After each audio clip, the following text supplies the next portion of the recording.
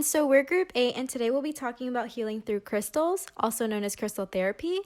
So first we'll be giving an introduction on crystal therapy. So what is it?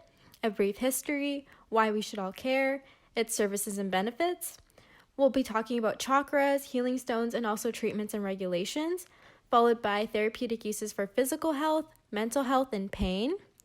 We'll also be taking a look at alternative views, including Reiki, meditation, prayer, and crystal bath therapy. And to conclude, we'll be looking at gaps in the literature and determining whether crystal therapy is quackery or evidence-based, followed by a demonstration using crystals, a group activity, and lastly, a class discussion. So what is crystal therapy? So the word crystal actually originates from the Greek word kristallos, which means coldness drawn together. And crystal therapy is an alternative medicine in which crystals or gemstones are used to promote healing by balancing one's energy vortexes, also known as chakras, within the physical and subtle bodies. Crystal therapy falls under energy-based medicine and CAIM classification, so a crystal healer's perception of what it means to be healthy is quite different than that of an allopathic practitioner.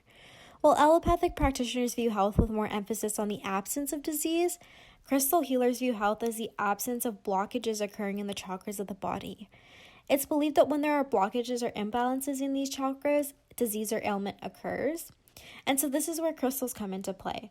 Crystals are believed to possess the ability to hold and emit energy vibrations and balance chakras back to their natural energy levels, which would mean bringing the individual back to a healthy state. Throughout history, crystals have served many purposes in many cultures, including healing, protection, decoration, and adornment. Although it's unclear when and where exactly crystal therapy was first used, it's believed to have originated in Egypt and Mesopotamia, where crystals were used for protection and healing. Earliest usage is also linked to Ayurvedic medicine, which originates in India, as well as ancient Greece and Rome. Today, there's a renewed popularity and growing interest in crystal therapy in the West. So why should we all care? Well, crystals are claimed to be a powerful healer, promoting healing of the body and the mind. Some benefits of crystal healing include relieving pain and stress, promoting energy balance, and inducing deep relaxation. In a time where we're moving farther away from seeing health as merely the absence of disease, crystal therapy works to bring balance within the whole body. However, this form of healing lacks credible research, as very minimal research has been conducted to substantiate its claims. A typical crystal therapy session takes around an hour per session, where crystals are placed on or around one of the 7 main chakras of the fully clothed individual. Crystals are selected based on desired effect, and this is because crystals have different properties such as color or mineral content that determines what ailment or disease the stone can heal. When the points of the crystal are directed away from the problem area, it's meant to move energy away from that area. On the other hand, when the points of the crystal are directed towards the problem area, it's meant to recharge that area with energy. It's used to treat a wide range of ailments, including pain, stress, circulation problems, insomnia, epilepsy, headaches, infertility, muscle spasms, nervousness, rheumatism, and wounds. So now I'll be discussing how crystal healing theoretically works. To start off, I'll be talking about the principles of crystal healing. So our bodies are dynamic electromagnetic beings with a constant outflow of energy, which includes physical, emotional, and spiritual. Crystal healing uses energetic vibrations from crystals to balance out our natural vibrations from our body and make us feel a certain type of way. In order to understand crystal healing, we need to talk about this idea of chakras. The word chakra means wheel or disc, and it references a spiritual energy center within our body. The idea of chakras originated in India between 1500 and 500 BC, and we have 7 major chakras that align with major nerve bundles and organs within our body. So any disruption in healthy energy flows caused by blocked or unbalanced chakras leads to disease or illness. So as I previously mentioned, there are 7 major chakras, and the way they are organized in our body are bottom up.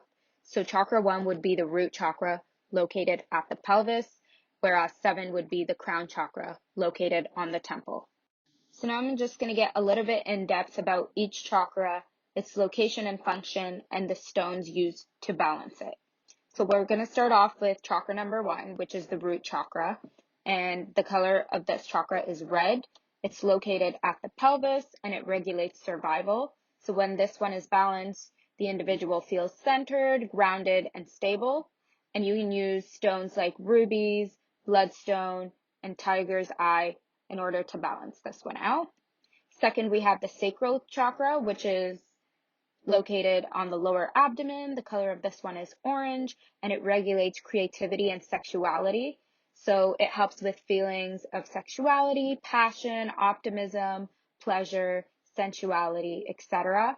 And you can use citrine, moonstone, and tiger's eye to balance this one out. Then we have chakra number 3, the solar plexus chakra. The color of this one is yellow, and it's located right above the navel, and it regulates sense of self. So when it's balanced, you feel confident, good self-image, you have great self-esteem, and you can use yellow topaz, citrine, amber, and rose quartz to balance this one out. And then we have our heart chakra, which is green, and it's located in the middle of the chest. So this one regulates things like love and affection, and it's linked with feelings of love and peace and good relationships and gratitude. And then you can use emeralds, green tourmaline, jade, and rose quartz to balance this one out. Next, we have our 5th chakra, which is the throat chakra, and the color of this one is blue, and it's located at the bottom of the throat. It regulates expression, so it's connected with communication and listening abilities, and you can use blue topaz, aquamarine, turquoise, and lapis lazuli to balance this one out.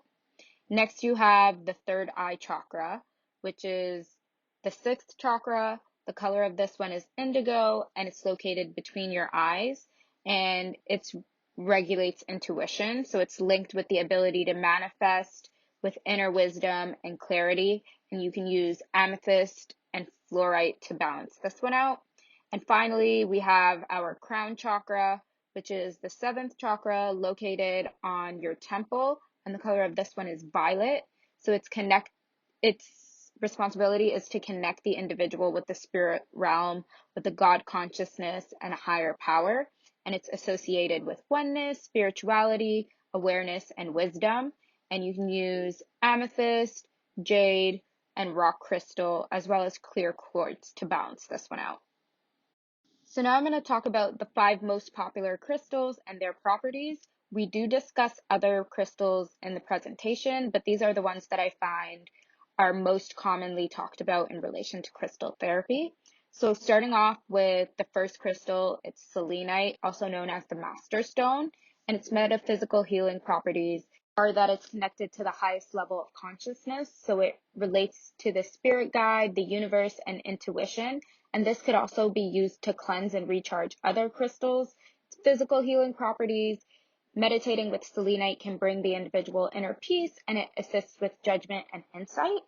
Next, we have the clear quartz, which is the spirit stone. So this one contains the full spectrum of white light, so it can help with amplifying desires, prayers, and manifestation, and it represents the clarity of mind. Its physical healing properties are that it stimulates the immune system as well as the circulatory system, and it increases the flow of chi energy or life force around the body. Next, we have rose quartz, which is the love stone, and this one can assist with finding love and giving love, and it helps deepen and nurture your love in a relationship. For physical healing properties, it's centered around the heart chakra, so it can improve circulation, lower blood pressure, and even help relieve tension. Finally, we have amethyst and amber. So amethyst is known as the manifestation stone, and it connects the individual with their true desires and their life purpose, aids in bringing the ethereal realm into the physical plane, and it brings dreams to life. And for the physical healing properties, it boosts the sympathetic nervous system, it balances out hormones, it relieves headaches and tensions, and it's usually used to treat insomnia. Finally, we have amber, which is known as the master healer. It cleanses the mind, body, and spirit. It draws disease from the body and renews the nervous system, and it helps balancing out the left and right brain. And this one, for the physical property, it has anti-inflammatory, anti-analgesic properties, and it alleviates pain. Here we just have a little summary chart of the different types of physical conditions and the gemstones used to cure them. For example, infertility, you could use coral. For epilepsy, there's jasper. for muscle spasm, amazonite, etc. Okay, so now I'm going to talk about the types of treatment. So there are a bunch of different ways that you can use crystals for therapy. The first one is electrocrystal therapy. So that's when you use a special camera to scan the body's auric field and then relay it onto a computer. Then the therapist marks areas of stress and dysfunction, and then 5 electrodes are placed around the body or affected areas and chakra points, and it's connected to a quartz crystal immersed in saline solution and sealed in a glass electrode with a battery. And then you use that, run a current through, and that's the first form of treatment.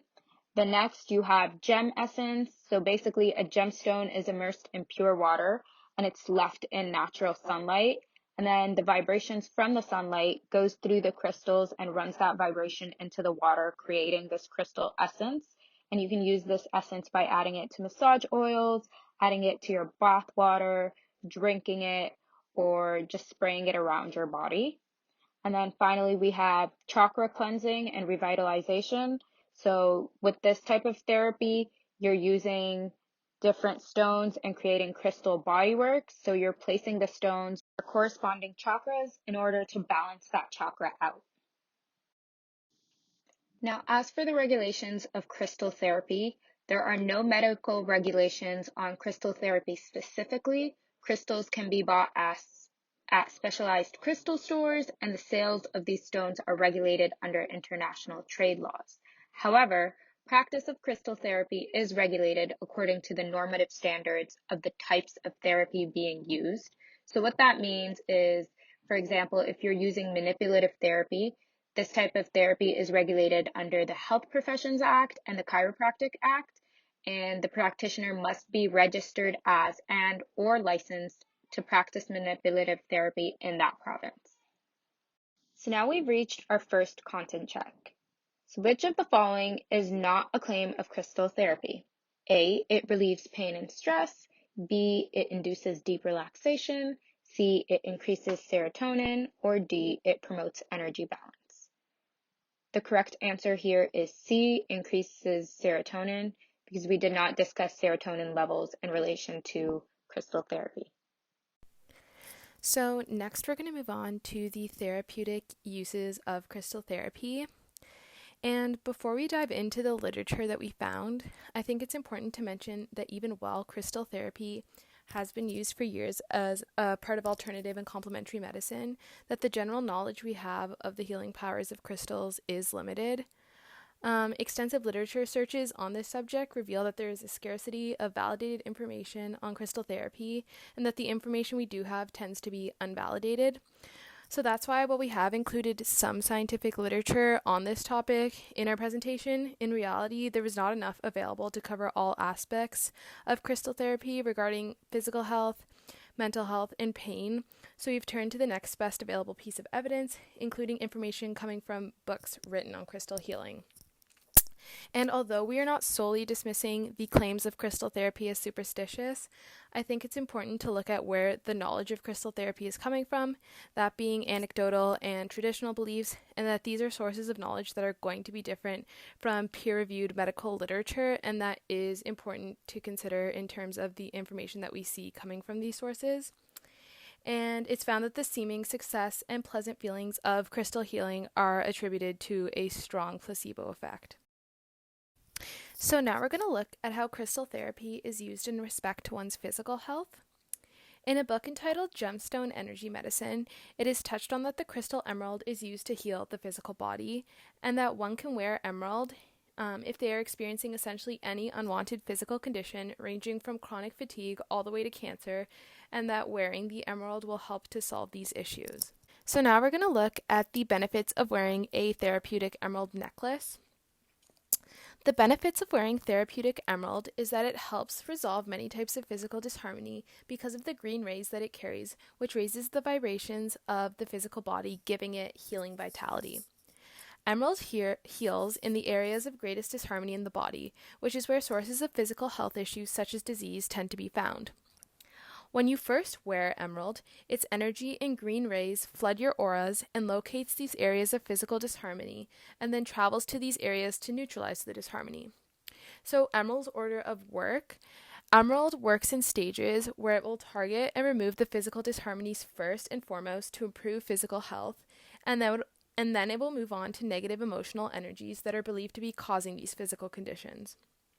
In looking at the time guidelines, it is said that emerald should be worn long enough to keep constant saturation of your aura with green rays, which essentially means to wear it the whole time one is experiencing a physical health condition, as well as sometime after the physical condition has been healed, in order to be sure that the condition has been fully expelled from the body. We're now going to take a look at a testimonial by Alan Kaufman, who is a licensed acupuncturist. And basically, it states that 6 years ago, he started to see a patient with AIDS just as he was entering into a hospice, and he began taking the AIDS retroviral drug cocktail and wore a solid emerald necklace 24/7. And in just 6 weeks, the measured HIV viral load in his blood showed a decrease equivalent to results typical of taking the AIDS cocktail by itself for a full year. And today he's thriving and is healthy and is running his own successful business. And with this, we can start to see some of the red flags in terms of emerald being seen as this kind of magical healing property. However, there is no scientific backing for this, which I think ties nicely in with the limitations that I noticed from this reading. Yes, so to continue on from the last slide I was just talking about, the limitations that I see from this literature on crystals is that there is a lack of verification in terms of where this information that the author is writing about, in terms of emerald healing the physical body, is actually coming from, and whether or not it's validated. We see the use of testimonials, which might make it appear to be super successful, but then again, that's just one person's experience, which may be confounded with many other variables that we don't know about. And the information that we do see here on the healing power of emerald is extremely broad in the sense that it says it can essentially fix all physical ailments. So, in terms of future directions, I believe that better ways of determining efficacy, such as empirical evidence, needs to be implemented instead of relying on what testimonials and single individuals are reporting, and that there really should be a narrowed down scope as to what specific health ailments emerald or any other crystal for that sense can solve, because saying it can improve any health condition, physical health condition, is just unrealistic. So in this section, I'll be talking about crystal therapy and physical health. The study was done on mystical stones and its effects in oncology. The study dives into whether crystal healing power is real or if it's nonsense. To start, crystal healing, gemstone therapy, lithogemmotherapy have all been promoted in the media within the last decade. There has been a growing interest for cancer patients in this unconventional treatment, which has been resulted in the need for oncologists to inform patients that this form of therapy is not evidence-based and is ineffective, and to prevent them from wasting hope, time, and money. Although the treatment is regarded as harmless and without toxicity, it still shouldn't be recommended to cancer patients as it can delay proper treatment that they require. Also, any form of pleasant feelings or seeming success that has been noted from crystal healing is strongly attributed to the placebo effect. Crystal healing practitioners place crystals on different parts of the patient's body that are corresponding to different chakras. The healing process is supposed to remove blockages in the auras of your body's electromagnetic fields. As shown on the image on the right, which is figure 1, that's of the crystal quartz, and the crystal wands, which are denoted as a magic wand-like structures with a crystal or gemstone at the top, were placed near a receiver's body or near certain blocked chakras. All of this was thought of to cure cancer. This study was conducted to evaluate whether an individual would feel positive sensations through crystals in respects to oncology. It explored the possibility that the sensations from the crystals were just due to the practitioners priming them. Priming is when you talk about crystal therapy before the treatment and bring about a preface of its effects. The study consisted of 80 volunteers, half of which were male. Some were customers from a New Age stone store, as well as undergraduates and non-students. Participants were given either a natural quartz crystal to hold or a fake crystal that was made of glass. Afterwards, they were asked to report any sensations such as tingling, heat, relaxation, or any mood changes. Some of these participants were primed to expect certain sensations and reported these sensations more frequently, as opposed to being non-primed. To finalize and sum up this study, there are no differences found in effects reported between those who handled real crystals versus fake crystals. The study was a repeated study that was originally done in 2001, but this time it was made double-blinded. It's also been found that the priming effects did not have significant effects, and once again, no differences between holding a real and a fake crystal. The study concludes that the fact that the same effects were found with both genuine and fake crystals undermine any claims that the crystals have the mysterious powers which they claim to have. Also, the power of suggestion, either explicit or implicit, seems to have not so much of a mysterious power that may convince others that the crystals have the potential to work miracles. The limitations of this study are small sample sizes, lack of resources, and the study is inconclusive of all the possible aspects. The future directions are including more trials for the study and using a variety of different crystals as each one is different. Next, we're going to take a look on what the best available literature has to say about the use of crystal therapy and crystal healing on mental health. In a book entitled Healing Crystals for First Aid, they talk about the use of crystals in treating depression. And just a little background information on depression. It is mentioned that in the beginning of every case of depression, there is a dejection factor that is often overlooked. And dejection factors include feelings of hopelessness that can arise from many circumstances, including social and or family situations that may have arisen, as well as the development of health conditions. And that real help for depression can only be given by finding out what this dejection factor is and then working on a solution. And usually therapeutic assistance is needed in this process to work through bouts of depression, but crystals are also seemingly used in addition to therapeutic assistance as they encourage openness, the ability to confront unpleasant things, and the willingness to work on oneself. So in this next slide, we see that the following crystals are commonly used in addition to therapy to aid in the treatment of depression. So the first one is amazonite, which is used to help with despondency. We also have citrine, which helps deal with depression caused by overwhelming external influences.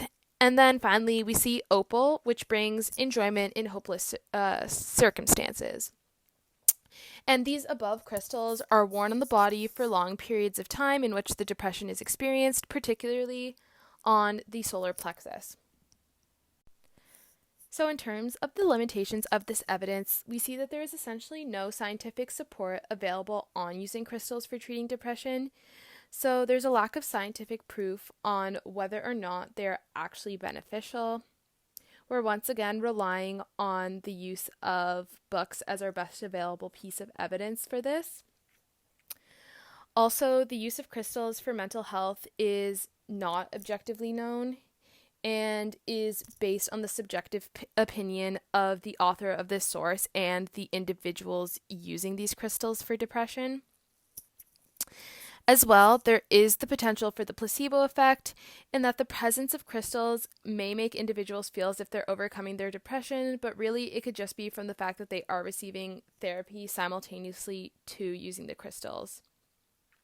And in terms of future directions, I believe that scientific methods should be used to draw conclusions about whether crystals actually aid in the treatment of depression, including a better focus on certain types of crystals in this investigation so that there is a better indication of what actually works or if anything works, rather than suggesting that many crystals can kind of all work towards treating depression, which may be a little broad. In this section, I'll be talking about crystal therapy and pain. The study was about whether or not wearing amber necklaces was correlated to preventing teething pain. For more than 20 years in European countries, parents have placed amber necklaces on their children to avoid health disorders with a special consideration for teething pain. There has always been proposed potential risk of strangulation and choking associated with these necklaces. Another risk associated with amber necklaces could be bacterial contamination. The aims of the study were to quantify bacterial colonizations of amber necklaces worn by infants during hospital consultations and to look at the reasoning for infants wearing them. This study was an observational prospective study. It was concluded in a French pediatric center where bacterial analysis of necklaces and required all participants' parents to complete questionnaires. All the children who wore amber necklaces and were present at the emergency department or pediatric dermatology department were included. The study included 27 children. The median age was 10.7 months and 70.4% were females. The infants had necklaces from a median age of 4.1 months, and bacteria developed on all of the necklaces and 32 different species were found on it. However, 63% of parents indicated that the amber necklaces helped with teething pain for their child. Necklaces were indicated to either be moderately or highly effective in 74.1% of the cases. However, 70.4% of parents still considered the use of these necklaces as risky. To finalize and sum up the study, amber necklaces could include infections in subjects with acquired defects of their immune system. Parents considered the benefits and the risk ratios of amber necklaces to be positive for health, especially for teething pain, which is the reason given in 63% of the cases. The effects of amber necklaces might therefore be due to the placebo effect, since most parents found them to be effective, by a subjective measure. The limitations of this study are a small number of patients, a potential lack of diversity of the study population. All the patients' children were seen at a hospital in single-center study. The future directions for the study are using more quantitative measurements and avoid basing it on a subjective measurement, and to use priming in separate groups to predispose them into believing that the amber necklaces will reduce pain, thus will show more of a demonstration on the placebo effect. Moving on, we also have another example of crystals being used for pain management, specifically in this case for period pains. So, coming from a book entitled Healing Crystals for First Aid, we see that period pains are a serious, often individualistic issue that many women experience and should be discussed with a professional if they are persistent. There are many known causes of period pains, and it is suggested that the following crystals can relieve such pain no matter what the cause is. So both biotite lenses and malachite are such crystals that are said to help alleviate pain from the point of when the discomfort first begins during one's period to relieving cramp pains themselves, as well as regulating emotions. I think that it's clear from much of the resources that we've seen on crystal therapy and crystal healing thus far in the presentation that the same applies here, that the use of crystals in the relief of period pains has no true scientific backing to it.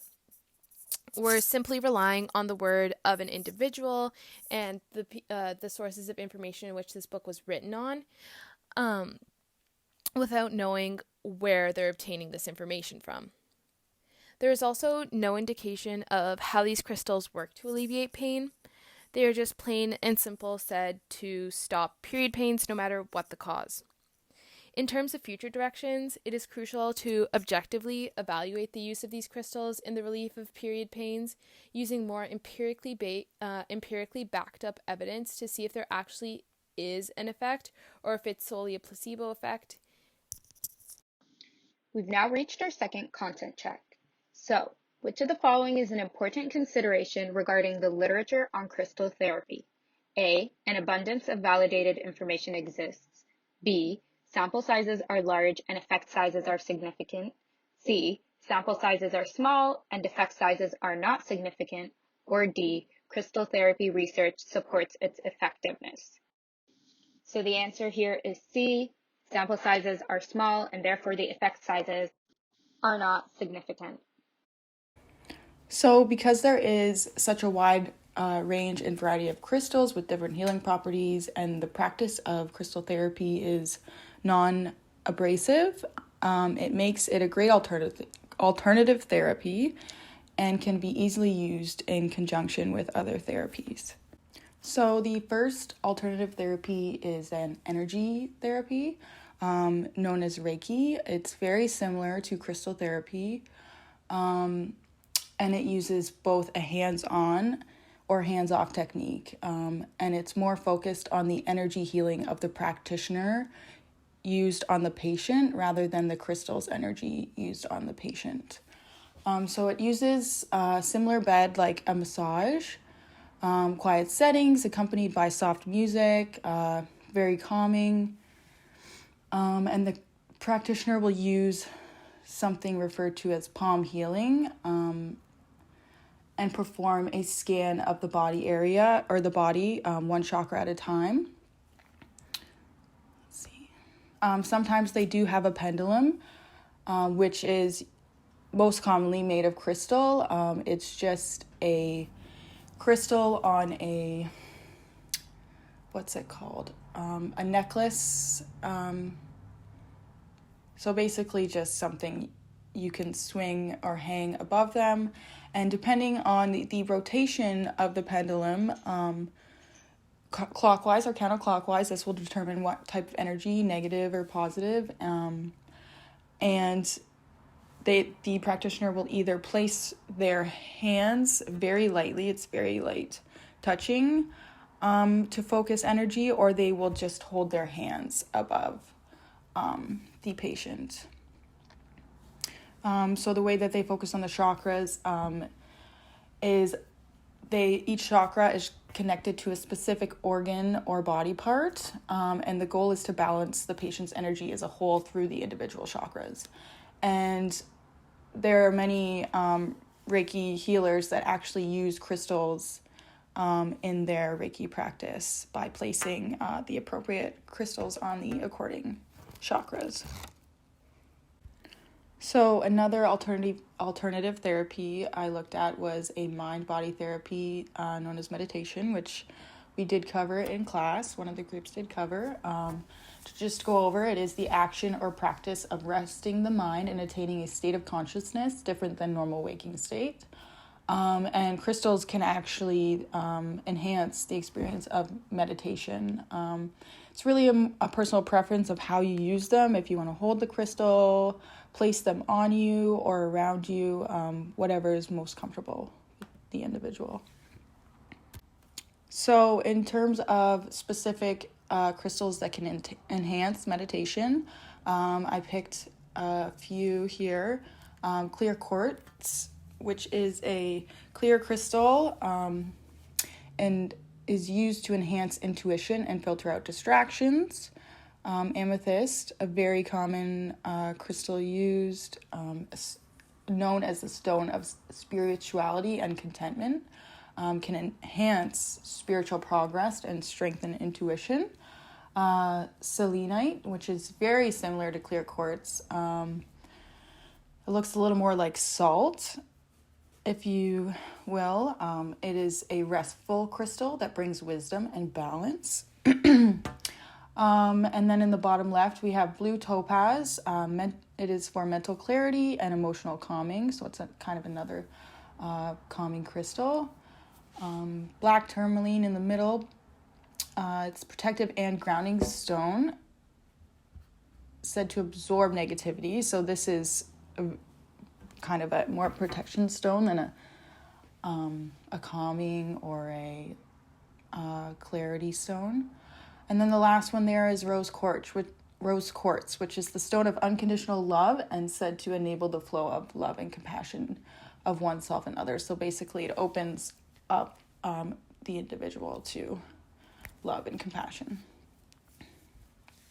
And these properties, knowing the properties of crystals and having the knowledge really helps you enhance practice.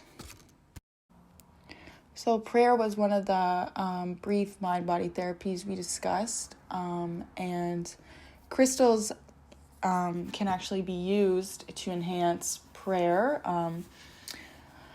It's not uncommon for some cultures and religions to use prayer beads and pendants as a pawn or a material bond for spiritual guidance, and growth during prayer. And it's not always crystals. I know I did see a lot of wood beads and pendants in my research, but just some of the ones that would be recommended to enhance your spiritual experience would be moldavite, which is known as an extraterrestrial stone, said to enhance spiritual growth and offer protection, and some other commonly seen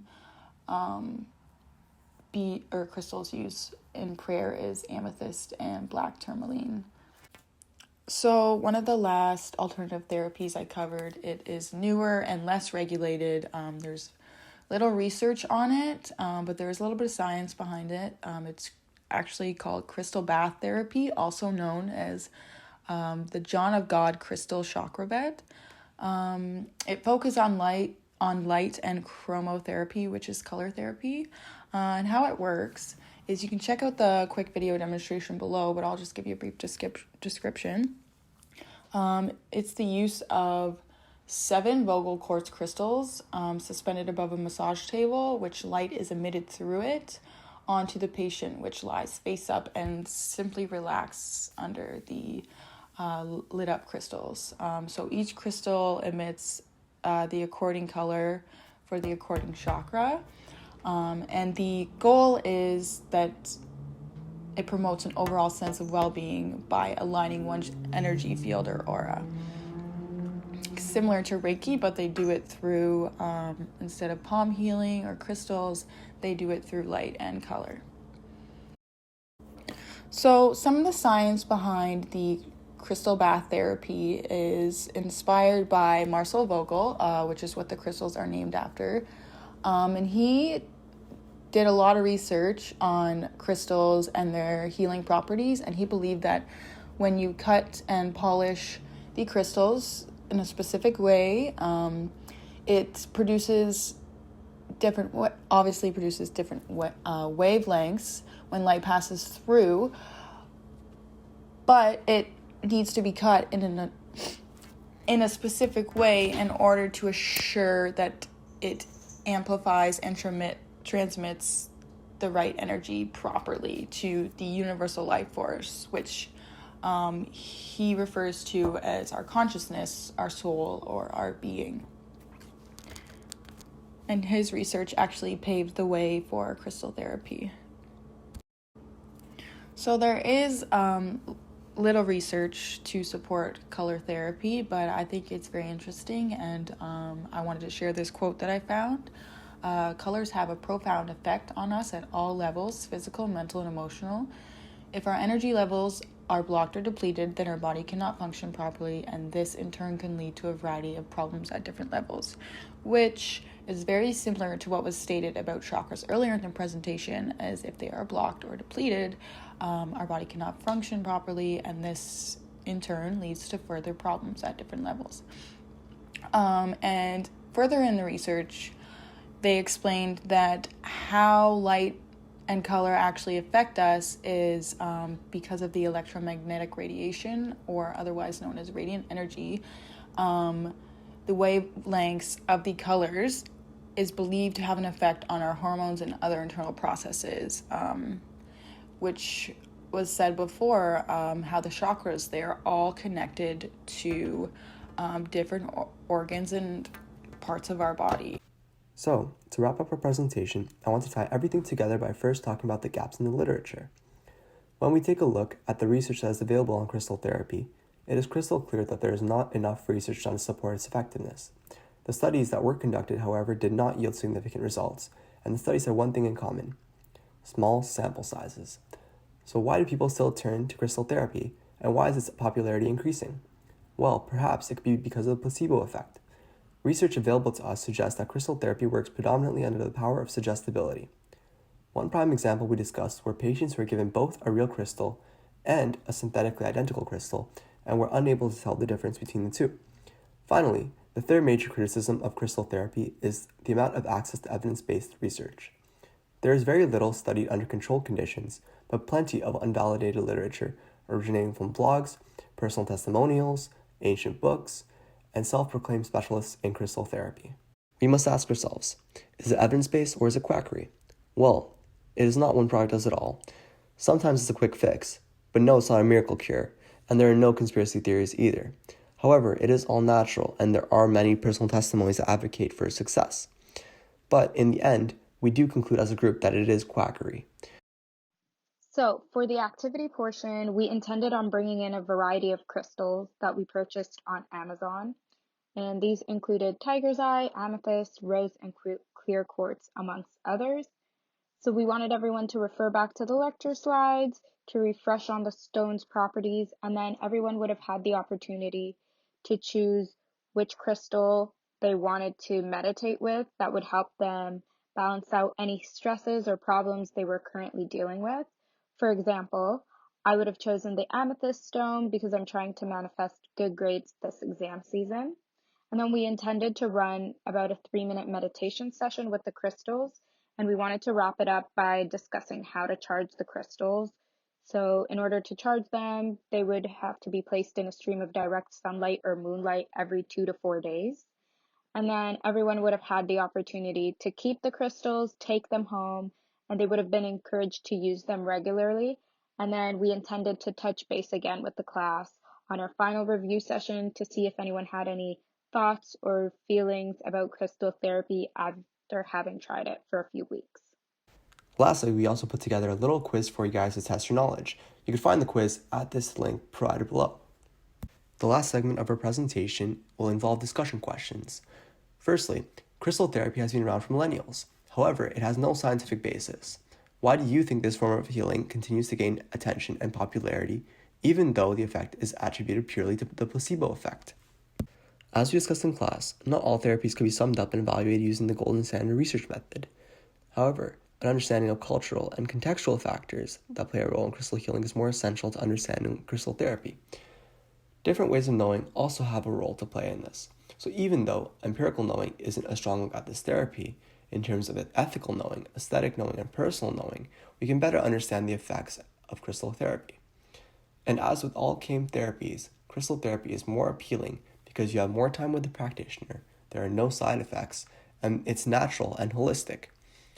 So taking a look at the role of spirituality, it connects us with a higher consciousness. It's related to religious practices, and it's linked to meditation, and it's proven to be effective in that sense. So in turn, I ask you, do you think that if crystal therapy garnered greater scientific evidence, that it could have a potential future in Western medicine? So we do think that it is possible. There are limited research studies on crystal therapy, so based on this, we can't come up with a solid conclusion. However, it is a holistic form of treatment and can be used as a complementary therapy. Currently, we've also seen an increase in the use of gem essence in skincare products. This indicates that there may be an effect after all. So, I would like to thank you for tuning into our presentation. If you would like to read more, please check out our references where we have tons of sources, and we do implore you to take a look at crystal therapy.